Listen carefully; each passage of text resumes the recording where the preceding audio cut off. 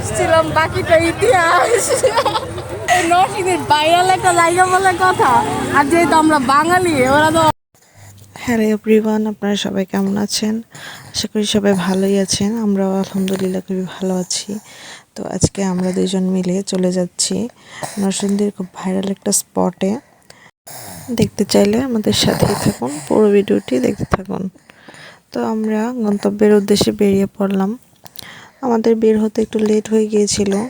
তো ওইখানে যেতে হলে একটু আগে আগে যেতে হয়, যেহেতু আমরা পিকচার নিব, ভিডিওস নেব। কিন্তু আমাদের একটু লেট হয়ে গিয়েছিল। আর আজকে ফ্রাইডে ছিল, যার কারণে রাস্তাঘাট খুব জ্যাম ছিল, সবাই ঘুরতে বের হয়েছিল। খুব দূর দূরান্ত থেকে ওই জায়গাটায় অনেক মানুষ আসে, প্রতিদিন অনেক মানুষের সমাগম হয়। তো আমরা আসলে আমাদের বাসার কাছে হওয়ার পরেও আমরা তো যেতে পারি না, সময়ের কারণে যেতে পারি না, সময় হয়ে ওঠে না। তো আজকে হুট করে প্ল্যান হচ্ছিল যে ওইখানে যাব। তো তাই জন্য বেরিয়ে পড়লাম আর কি, কোনো কিছু না ভেবেই। এটা হচ্ছে আমাদের গরিবের বসুন্ধরা, আমরা বলি যেটা আর কি। তো ইন্ডেক্স প্লাজা মার্কেটটা বললেই আমাদের এলাকাটা সবাই চিনে। এখানে অনেক দূর থেকে মানুষ আসলে ইন্ডেক্স প্লাজা বললে চিনে ফেলে যে ও আচ্ছা। আর এই মার্কেটে প্রতিদিন অনেক মানুষ হয়, অনেক মানুষ কেনাকাটা করতে আসে। এই জন্য এই রুটটাতে খুবই জ্যাম থাকে প্রায় সময়, স্পেশালি বিকাল টাইমে খুব জ্যাম থাকে। তো আমরা জ্যাম ট্যাম কাটিয়ে চলে আসলাম নাগরিয়াকান্দি। তো এখানে আমরা চলে যাচ্ছি আমাদের ভাইরাল স্পটে। আমার বেবিকে আসলে আমি কোলে নিয়ে হাঁটতে পারছিলাম না, তাই আমার বোনজি নরিনকে দিলাম যে নে তুই কোলে নিয়ে হাঁট আর আমি ভিডিও করি। তো এই যে আমরা এখানে আসছি টিকিট কাটতে, টিকিট কাউন্টারে। তো ওনাকে বললাম যে আমাদের 2টা টিকিট দেন। 2টা টিকিট নিলাম। টিকিটের মূল্য ছিল 50 টাকা করে। তো এখানে হচ্ছে আমি মনে করি যে 50 টাকার টিকিট দিয়ে আমরা অনেক কিছু দেখতে পেরেছি, যেটা অন্য কোনো জায়গায় সম্ভব না, আমার কাছে মনে হয়েছে। তো এখানে প্রাকৃতিক একটা পরিবেশ, বাচ্চাদের খেলার স্পট ছিল, খুবই ভালো লাগছিল। আর আমাদের শুধু যে আমরা একটা জায়গা দেখতে এসেছি তা নয়, এখানে এসে দেখি যে সানফ্লাওয়ার গার্ডেনও আছে। তো সময় হয়নি, এই জন্য আমরা ছবি নিতে পারিনি এখানে।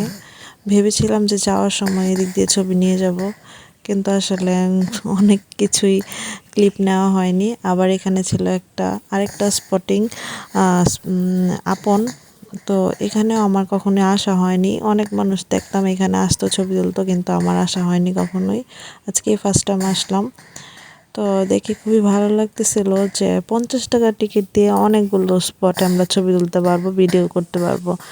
আসলে যদি সময় নিয়ে আসতাম তাহলে সব কিছুতে মানে ছবি তুলতে পারতাম, সবগুলো জায়গায় সুন্দর করে। তো আমাদের হাতে খুবই অল্প সময় ছিল, আর সন্ধ্যা হয়ে যাবে এই ভয়ে বাচ্চা নিয়ে তেমন একটা টাইম স্পেন্ড করিনি। জাস্ট 1-1.5 ঘন্টার মতো ছিলাম, তারপর চলে গিয়েছিলাম বাসায়।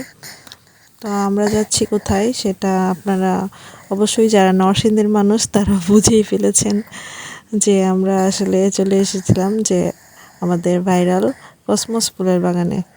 তো এখানে খুবই সুন্দর একটা ফুলের বাগান, আসলে মনে হচ্ছিল যে নিজেই ফুল হয়ে গেছি ফুলের বাগানে ঢুকে।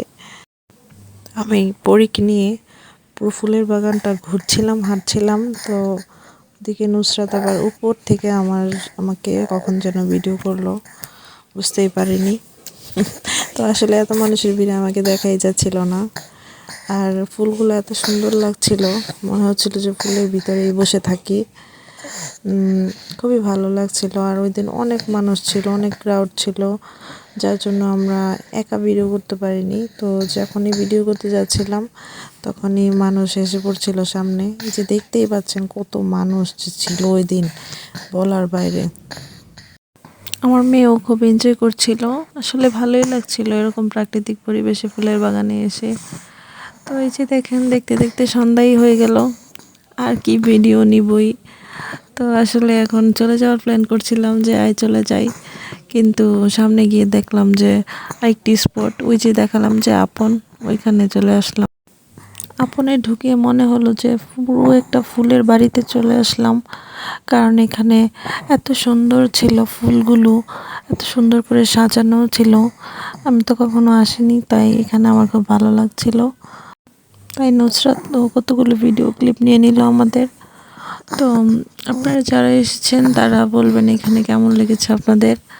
আর এই যে আমরা ফাইনালি চলেই আসলাম, রিক্সা করে চলে যাচ্ছি বাসার উদ্দেশ্যে।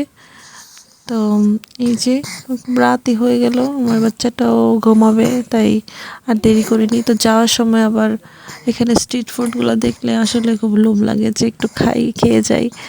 তো আজকে রিক্সা থেকে নেমে একটু স্ট্রিট ফুড খেয়ে নিলাম। তো তারপর আবার আমার হঠাৎ মিষ্টি খেতে ইচ্ছে করছিল, ওকে বললাম যে চল একটু মিষ্টি খেয়ে যাই, আসছি যখন বাইরে। তো আবার চলে গেলাম মিষ্টির দোকানে মিষ্টি খেতে। আজকের ব্লগটা এই পর্যন্তই, সবাই ভালো থাকবেন, আল্লাহ হাফেজ।